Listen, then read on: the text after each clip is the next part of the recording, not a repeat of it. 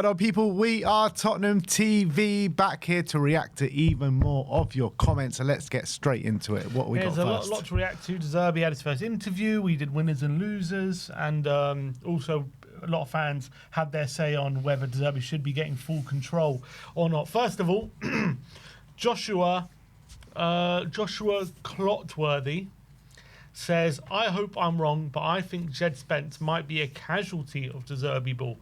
I can see Djed's languid, laissez-faire demeanour clashing with De Zerbi's relentless intensity.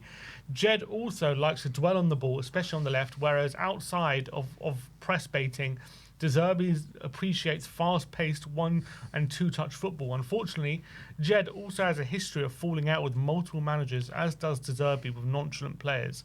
But I hope I'm wrong, because Djed can also be a great cover for us at right back. Come on, you Spurs." Yeah, it's an interesting one, isn't it? Yeah, it could be. It very well could be. I think there's a case for it. I hope he's wrong, because I think like the attributes that Djed has, I think could actually flourish under De Zerbi. You know, very fast-paced player. I think, you know, if he gets to grips with it, I think he could be very good.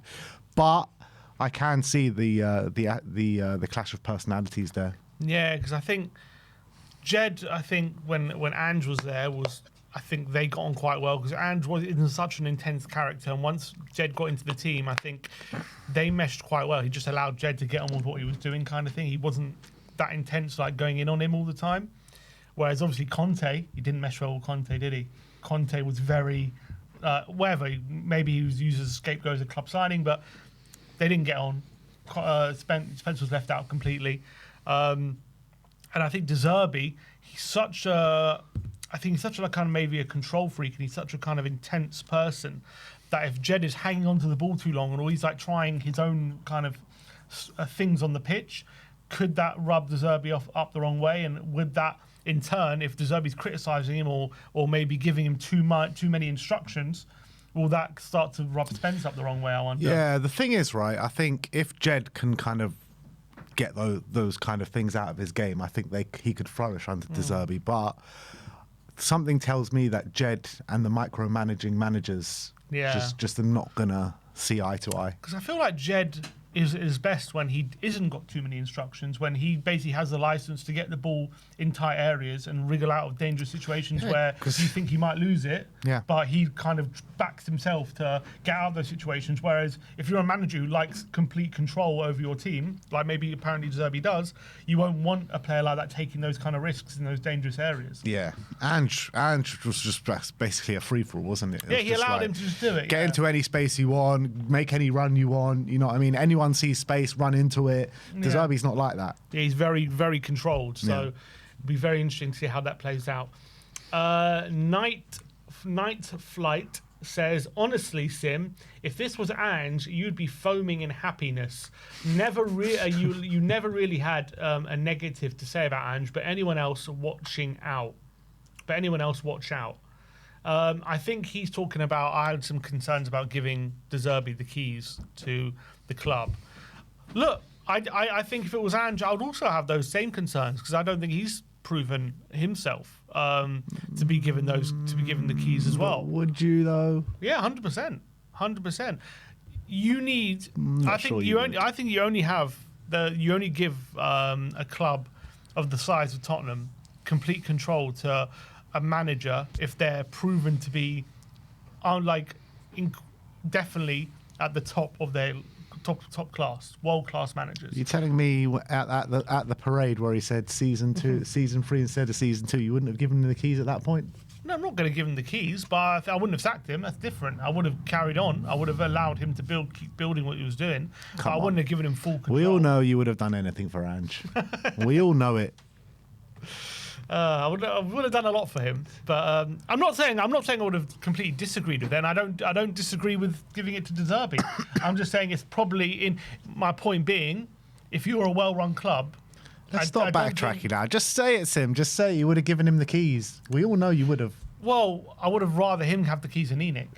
Put it that way. My point is, I would have had the same concerns for Ange as I do for De Zerbi.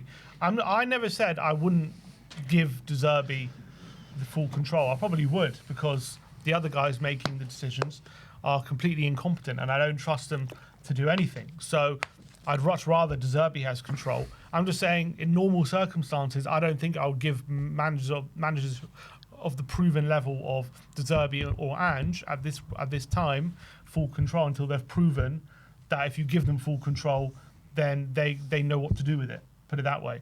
De Zerbi's biggest success, potentially, probably at Brighton, he didn't have full control. He was very much working within constraints, and he made it work, and he did very well. Got Brighton to 6th, but he hasn't proven that if you just allow him to control most footballing matters, that's going to necessarily lead to long-term success. So giving him a 5-year contract with Sir Alex Ferguson-like control is a massive risk. But I'd rather that than ENIC making. I agree. Like, usually, like, managers don't get that power at football clubs until they deserve it, which I completely agree with, and I think that's the best way. But you know, when I guess it's a self-fulfilling prophecy, because it's like those are the best clubs. The best clubs are run by managers having full control, but those only happen because the managers have proved themselves to get that full control.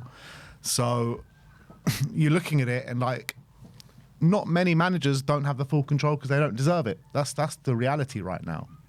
But the clubs right now that are doing the best have the managers with the most power. You know, you got an example like Ten Hag at United. Apparently, in hindsight, they've said they gave him way too much control over transfers and over overseeing things at Man United. And when things started to go wrong, it was a much bigger rebuilding job because you couldn't just place someone else and seamlessly transition to another manager, because they'd give so much towards Ten Hag and what he wanted from transfers, and that was like something that they in hindsight said they regretted doing. Yeah. So I'm not saying we're I think falling into that Spurs trap. is just such a different club though, like to anyone else. It's just like we've just got such idiots running the club. No, it's absolutely right. It just means like anything, like to put a football man ahead of to have full responsibility over everything is just a breath of fresh air. You know what I mean? It's just like have Vinay and Lange who just seem clueless in everything that they do. Yeah. Like I think this is a welcome kind of change. I really do.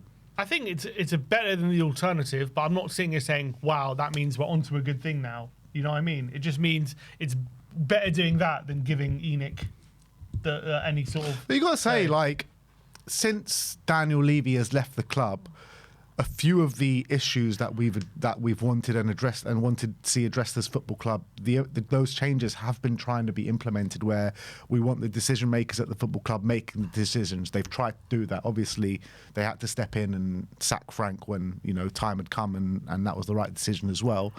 But now as well, they're trying to give a manager more power than they've ever had in the past as well, which I think we've wanted footballing people to make footballing decisions. So I do think like the intentions are there. I really do. The Sporting Journey says, at a normal club, in normal times, you hire a top sporting director who then brings in a coach who plays the sporting director's style of football he wants to play. But this is not normal times for Spurs, and maybe, just maybe, this could work. However, I don't trust ENIC to just hand over the reins to a manager who may or may not keep you in the division. Yeah, I think this is that's basically my point. I think if we're at a different club who's more well run, you're probably doing things in a different way. But because we're in such a mess, you kind of just have to trust Zerbi and just cross your fingers and hope it all works out. Essentially, that's basically perfect course of action. That's another point, though. They can say all they want. They're going to give Zerbi full control. Will they actually do it? Yeah, well, obviously, you're always going to have your reservations because we've been stung so many times by this ownership. However, the proper micromanager was Daniel Levy, and he's not here anymore. So we've heard about empowerment and all this and spreading out the jobs and everything like that. We don't know. We don't know how Vinay and Lange are going to do things, but all I want to see right now is their power being diminished because they seem completely clueless. So I can't see like Vivian Lewis and Matthew Collicott and the actual Lewis family actually running the football club and knowing what to do whilst running the football club. So I can see it, to be honest. I really can see it because I think they're just clueless. Is Zerbi a Vinay and Lange appointment? I don't know. I really have no idea. He very, very well could be. I think they're just copying someone else's homework once again. Once again, that's what they can. But essentially, up until firing Frank. You know, since then, that's all they've been doing. That's what it seems like. Yeah. It's just like, yeah, Paratici said, bring in Tudor. No, we're going to stick with our man Frank. We're going to stick with our man Frank. Lewis family step in and go, all right, we're sacking Frank for you because you don't have the balls to do it. All right, there was this good manager someone told us about, Igor Tudor. Let's get him in.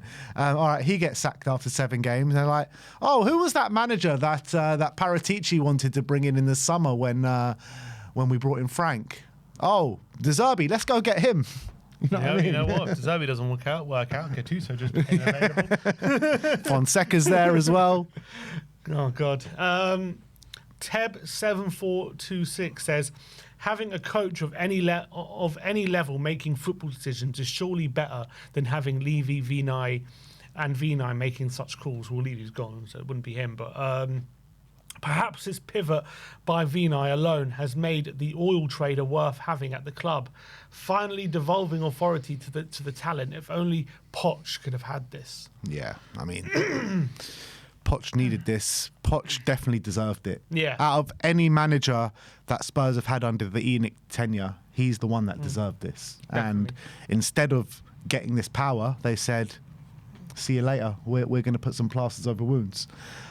So yeah, 100% agree with that. Look, I pretty much have a similar train of thought to this comment, to be honest. And I think having De Zerbi and the people that he's going to bring to the club, making the football decisions as opposed to Vinay and Lange and what was Daniel Levy, I completely agree with it. DM Wright says, I'm a Marseille and De Zerbi fan and a new Spurs fan here in France. My feeling on his ending here was that the winter market screwed up the cohesion of the team. The sporting director and the president were too active in the market, constantly fiddling with the group to a point that there wasn't any real attachment to the team by the players, and the fans could see it. Marseille is famous for being a tough place to play for. The existing guys were doing pretty well. Then a bunch of new guys were brought in who expected to play De Zerbi to play. De Zerbi played the new guys right away, and the original guys felt a bit underappreciated, and all trust was lost. It fell apart quickly. The team just lost their motivation. De Zerbi was helpless. Couldn't get the cohesion back. Then the fan group started prowling. Out with the coach, the sporting director, and the president. A whole nother story. It's almost a feeling of fighting relegation to qualify for the Champions League for the next year. That's interesting. That's an interesting perspective. Wait, so who did Marseille sign in the January window? I didn't know they had a big. Did they have a big January? Let's see. Because I know they had a very big summer. They brought in a crazy amount of people in the summer. Yeah. It seemed like they were signing players every day. So, in January, I don't know if he's right. Who? In January they signed Wanyeri. They signed Quinton Timber, Nadi, Abdeletti. Oh, so they did sign quite a few in that winter window. Mm. Okay, so they signed about 4 players, and he's claiming that ruined the cohesion of the team. Interesting perspective, and that kind of derailed everything. But surely, they wouldn't have just signed a bunch of players out to Zerbi agreeing to it, wouldn't they? Or maybe I don't know. It's a weird one. But he's saying De Zerbi backed it and played them straight away. Yeah. Oh, yeah, he played them straight away. So I don't, is De Zerbi not part of that failure of, if the blame was bringing too many players and then the cohesion went because the players had got them into a good position up until January, felt underappreciated, and then the team kind of cohesion was lost. Is De Zerbi not part of that problem then? Look, it's impossible. It's impossible to have an opinion on this unless you know the actual nitty-gritty on what went on behind the scenes and who was calling the shots and who wanted what. You know, it's impossible to say. I mean, I doubt any in any team they're just going to buy a bunch of players without some sort of agreement with the manager. I don't think they're going behind the manager's back and just bringing all these players and saying you got to play them. But what was their form before? Yeah, their form before January was really good. And then after January, it really fell apart, didn't it? Well, I say fell apart. It was only about 4 games. I think he got sacked. I think this 14th of Feb, that's when Frank got sacked, similar time. It wasn't even that bad, the form. Yeah, I think the European form was a key part of it. Anyway, it's good to get a Marseille fans' perspective on it. If you're any more Marseille or Brighton fans watching the video, please do comment and put your opinions down on why it didn't work at your respective clubs. I'd like to know. Slug Mandrew says, "Whoa, he's saying we'll win games instead of lose them. Love this guy already." The differences between him and Frank are just astonishing. Absolutely astonishing. Frank comes in and goes, "There's one thing for certain, we will lose games." And De Zerbi's saying, fuck that, we're going to win some games. We're going to win some games, incredible. Who would have thought? Well, I think the big difference, just from their demeanour, is Frank comes across as like very obviously likable, but like humble, honest kind of guy who wants like to create a family feel. Whereas it seems like De Zerbi comes in with that real confidence, right? That he's like larger than life kind of character who has standards, and if they're not met, then he's not too scared to have confrontation. Well, whereas Frank did seem to be very scared to have that confrontation. Yeah, I'm not sure if it was scared of confrontation, but it just felt to me like Frank just seemed happy to be there, you know, and De Zerbi just seems to have come in and he means business. You know what I mean? It's that kind of narrative. Yeah, true.